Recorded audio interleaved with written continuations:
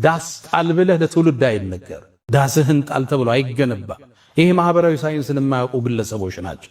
ትውልድ እንዴት እንደሚነታነጽ የሊደርሺፕን ሳይንስ የማያውቁ ገጣሚዎች፣ አዝማሪዎች ናቸው ይሄን የሚሉት። ብዙ ጊዜ ችግሩ ምንድነው?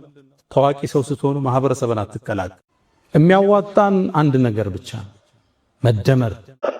ከውልደት በፊት እርግዝና አለ። እርግዝና ምጥ ይበዛዋል። እርግዝና ማቅለሽለሽ አለው። እርግዝና ቦሚት አለው። እርግዝና ወገብ ያማል፣ አስተኙኝ ይላል። እቺ ሀገር በምታደርገው የግንባታ ጉዞ ውስጥ ስንክሳሮች አይጠፋትም። ሙእሚን ግን የነገውን ብርሃን አሁን ላይ ሆኖ የሚያማትር ማለት ነው። የኢትዮጵያን ወጣት ከፓስተር ከቄስና ከኡስታዝ ቅኝ ግዛት ካላላቀቅን እድገት አይመጣም። ዳስ ጣል ተብሎ ለትውልድ አይነገርም። ዳስ ጣል ተብሎ ትውልድ አይገነባም። ይህንን የሚሉት የማህበራዊ ሳይንስ ወይም የሊደርሺፕ ዕውቀት የሌላቸው ገጣሚዎችና ተራ አዝማሪዎች ናቸው። የሚያዋጣን መደመር ብቻ ነው ይላል የብልጽግና የሙስሊም ሊግ አመራር የሆነው ፖለቲከኛ ያሲን ኑሩ። ህዝብ ተበደለ፣ ሃይማኖት ተነካ፣ ኑሮ ውድነት ግራ አጋባህ ጉዳዩ አይደለም። ይልቅ የነሱ ጥቅም በተዘዋዋሪ የሚነካ ሲመስላቸው ወጥተው ሀገራችን አርግዛ ነው፣ እርግዝና ላይ ማስመለስ ማቅለሽለሽ ይኖራል እያሉ የሚያቅለሸልሽ ድስኩራቸውን ይነፉብሃል። የሌንጮው ንግግር ይደግሙት ጀመር እነ ያሲን ኑሩ። ይህ ኡስታዝ ተብዬ እውነትን አትናገሩ የሚለው የማህበራዊ ሳይንስ የየትኛው የትምህርት ዘርፍ እንደሆነ ግን አይናገርም። እሱ እውነትን ስለተጸየፋት፣ እሱ መሬት ላይ የሚታየውን ጥሬ ሐቅ መናገር ተስኖት ወይም አይኑን ድሎት ስለሸፈነው የሌለ የማህበራዊ ሳይንስ ትምህርት እየጠቀሰ እውነት የሚናገሩ ሰዎችን ለመቅበር የሚሄድበት ርቀት ከአንድ የሃይማኖት መምህር ነኝ ከሚል ሰው መስማት ያስገርማል። መጋቢ ሐዲስ እሸቱ እንዲህ አሉ። የኢትዮጵያ ወጣት ከፓስተር ከቄስና ከኡስታዝ ካላላቀቅን እድገት አይመጣም። እኔ ደግሞ ልጨምር፣ ሰላምም አይመጣም። ከምር የዚች ሀገር ችግር ያለው መስጊድና ቤተ ክርስቲያን ውስጥ በተሸሸጉ ሰዎች ነው።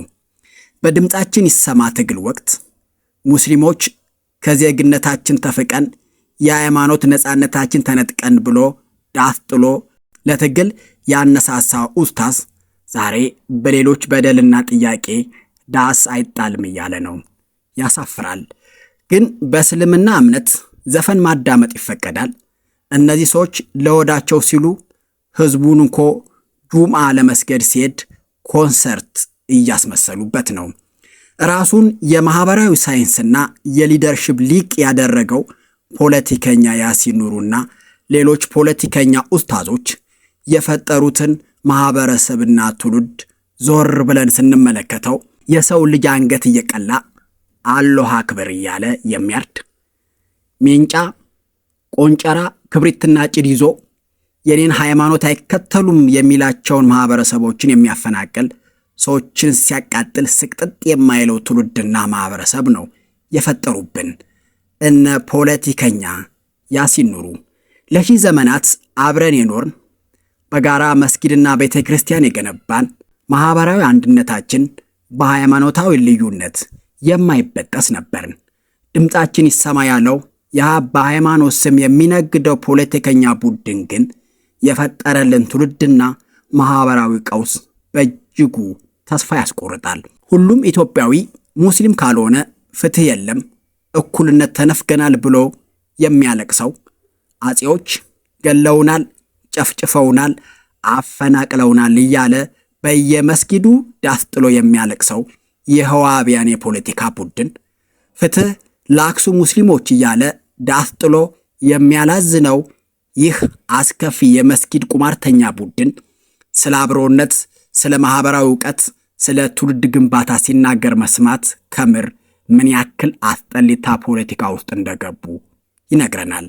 ላለፉት 8 ዓመታት መስጊዶች የመደመር ወንጌል መሰበኪያና የብልጽግና መንግስት የሃይማኖት ሊግ ጽሕፈት ቤት ሆነዋል። ላለፉት 8 ዓመታት የኢትዮጵያ መስጊዶች የእስልምና ሃይማኖት ከማስተማር ይልቅ የመደመር ፍልስፍናን ማስተማር ላይ ተጠምዷል። በየመስጊዱ የምንሰማው ነገር የሚነግረን መስጊዶች የፖለቲካ ፓርቲ ጽሕፈት ቤት፣ እስልምና ደግሞ ፓርቲ፣ ኡስታዞች ደግሞ ፖለቲከኛ ወይም የብልጽግና ካድሪ መሆናቸውን ነው። ከ40 በላይ መስጊዶች በሸገር ከተማና በአዲስ አበባ በብልጽግና መንግስት ይፈርሱ። ብዙ ሙስሊሞች ቤታቸው በዶዘር ፈርሶ አዳራቸው ቱቦ ውስጥ ስራቸው ልመና ሲሆን፣ በመቶ ሺዎች የሚቆጠሩ የአማራ ሙስሊሞች በወለጋ ሲታረዱ፣ ሲፈናቀሉ፣ ኑሯቸው በዳስ ሲሆን፣ ዝም ያለው የብልጽግና ወንጌል ተከታይ በሃይማኖት ስም ፖለቲካን የሚያራምደው የድምፃችን ይሰማ ዋቢያን ቡድን በዳስ ጣል ዘፈን መንግስት የተነካ ብለው ሲንጫጩ ስታይ እስልምና ሃይማኖትነቱን ትቶ የፖለቲካ ፓርቲ እየሆነ ይመስላል። ባለፉት 8 ዓመታት ሚሊዮኖች አልቀዋል። ከ10 ሚሊዮን በላይ ዜጎች ተፈናቅለዋል። በሰላም ወጥቶ መግባት ብርቅ ሆኗል። የሰው ልጅ የዘንባባ ያህል ትኩረት ተነፍቆት በየዕለቱ መገደል፣ መደብደብ፣ መታገት መደበኛ ሕይወቱ ሆኗል። የኑሮ ውድነት፣ የኢኮኖሚ ድሽቀት የህዝቡን ተስፋ አጨልሞታል። ብዙ ወላጆች ልጆቻቸው መመገብና ማስተማር ከብዷቸው ራሳቸውን እያጠፉ ነው። ብዙ ወጣቶች ተመርቀው ስራ አጥተው ቤት ተቀምጠው ዓመታት አልፏቸዋል። በዘመነ ብልጽግና ተዘዋውሮ መስራት የማይታሰብ ሆኗል። በሁሉም የአገሪቱ ክፍሎች ጦርነት አለ። ወጣቶች በግራም በቀኝም እንደ ቅጠል እየረገፉ ነው። በዘመነ መደመር ይህ መቆሚያ ያጣው ቀውስ ኢትዮጵያን ወደ ገደል አፋፍ እየመራት እንደሆነ ግልጽ ሆኖ ይታያል። ታዲያ ለምን የሀገሪቱን ችግር ተናገራችሁ? የደረሰውን ጥፋት ለምን አወገዛችሁ? ሐዘናችሁን፣ በደላችሁን ለምን አሰማችሁ? ህመማችሁንስ ለምን አሳያችሁ? ብሎ መስበክ ከተበዳዩ ጎን ሳይሆን ከበዳዩ ጎን መቆም የእስልምና አስተምሮ አይደለም። ታዲያ ያሲን ኑሩ የሚሉት ፖለቲከኛ እምነቱ ምን ይሆን? በመፍረስ ውስጥ ተስፋን፣ በውድመት ውስጥ እድገትን፣ በዜጎች ሞት ዘንባባን፣ በመፈናቀል ውስጥ የኮሪደር ልማትን፣ በጦርነት ነበልባል የሰላም አየርን ለምን አትመለከቱም ብሎ የሚያስተምር የሃይማኖት አባት ምን እንበለው? ጎበዝ፣ ይህንን ትውልድ ከኡስታዞች ከፓስተሮችና ከቄሶች ማላቀቅ ግድ ይላል እላለሁ። ምን ትላላችሁ? ኮሜንት አድርጉ። ሰብስክራይቡም ላይኩም ሼሩም እንዳይረሳ። ይህ በኢብራሂም ቱፋ የሚመራው መጅሊስ በእስልምና ስም ፖለቲካን የሚነግድ ኃይል ነው ስንል ምክንያትና ማስረጃ ስላለን ነው። አንዱ አስተያየት ሰጪ እንዲህ ይላል፣ ይኸው ሚንበሩን ከዑላማ ነጥቀን ለተማሪው አሳልፈን ሰጥተን መስጂድ ይሁን ሶሻል ሚዲያ የት እንዳለን መንገዱ ጠፍቶብናል። ምንም አይነት መሰረታዊ የዲን ዕውቀት የሌላቸውና በዘመናዊ ዕውቀት አፈቀላጤ የሆኑ ሰዎች ኡማው እኛንን የምንመራው ማለታቸው ብዙ ነገር አናግቷል ይላል። እውነት ነው። እናንተስ ምን ትላላችሁ? ያሲን ፖለቲከኛ መሆን ይችላል። ነገር ግን በእስልምና ሃይማኖት ስም የፖለቲካ ቅርሻቱን ግን መጥፋት አይችልም። ወይ ፖለቲካውን ትቶ ሃይማኖቱን ያስተምር፣ አሊያም የሃይማኖት ቡትቶውን ትቶ ወደ ፖለቲካው ጠቅልሎ ይግባ መልእክታችን ነው። በኢትዮጵያውያን ላይ ለደረሰው ግፍ ተጠያቂ መሆን ግን አይቀርም። ሌላኛው አስተያየት ሰጪ የሀገራችን መሻኢዎች አይደለም ሙዚቃ ሊያዳምጡ ሙዚቃ ምን እንደሆነ ሳያውቁ ሲሸሹት ኑረዋል። አሁን ግጥሙ በውጥባ ለሙዚቃ ፕሮሞሽን ተጀምሯል። አላህ ይማረን ይላል። አዎ አሜን ይማረን። በወሬ ተስፋ መስጠትማ ብልጽግና 8 ዓመት ሙሉ አደረገው እንኮ። ምን መጣ? ያሲን ኑሩ በተስፋ የሚመጣ ተስፋ የለም። አዎ ለፖለቲካ አሸርጋጆች ተኩላዎች ህዝብን ከህዝብ ማህበረሰብን ከማህበረሰብ ጋር ለማጋጨትና ደም ለማፍሰስ በዳዕዋ ስም የተመረዘ መርዝ መርጨትን አጥብቀን እናወግዛለን። ፖለቲከኛ ውሃቢያን ኮንክ የፖለቲካ ፓርቲ ውስጥ ግባና የታወቀ መርዝ እዛው በሜዳው ላይ ትፋበት።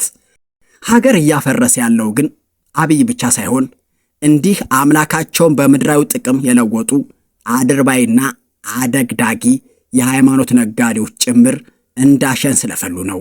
የቤተ መንግስቱ ፍርፋሪ ለቃሚ ግለሰቦችና ይህን አገዛዝ የእኛ ሃይማኖት ሊቆጣጠረው ይችላል ብለው የሚያስቡ ፕሮቴስታንትና የአክራሪ እስልምና መሪዎች ጮታቸው ከፍየሏ በላይ ሆኗል።